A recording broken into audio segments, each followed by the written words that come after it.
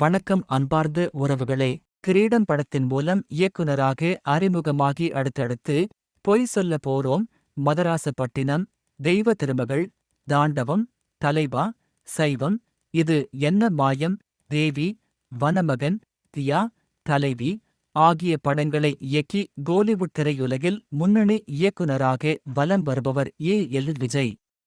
இறுதியாக மறைந்த முதல்வர் ஜெயலலிதாவின் வாழ்க்கையை தழுவி தலைவி படத்தை இயக்கினார். இதையடுத்து தற்போது அருண் விஜய் நடிப்பில் மிஷன் திரைப்படத்தை இயக்கியிருக்கிறார். படத்திற்கு முன்னர் அச்சம் என்பது இல்லையே என்று தலைப்பு வைக்கப்பட்டிருந்தது.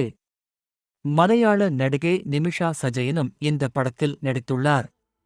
எமி ஜாக்சன் இந்த படத்தில் முக்கிய கதாபாத்திரத்தில் நடித்துள்ளார். எல். விஜயின் மதராசப்பட்டினம் படத்தின் மூலம் நடிகையாக அறிமுகமான எமி ஜாக்சன் 5 வருடங்களுக்கு பிறகு மீண்டும் நடிக்கிறார். படம் முழுக்க முழுக்க லண்டனில் படமாக்கப்பட்டுள்ளது.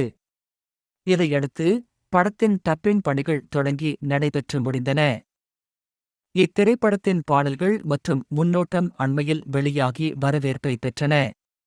இந்நிலையில் இப்படத்திற்கு தணிக்கை குழு சான்றிதழ் வழங்கியுள்ளது. பொங்கல் பண்டிகையை ஒட்டி வரும் ஜனவரி 12ஆம் தேதி இத்திரைப்படம் திரையரங்குகளில் வெளியாகிறது.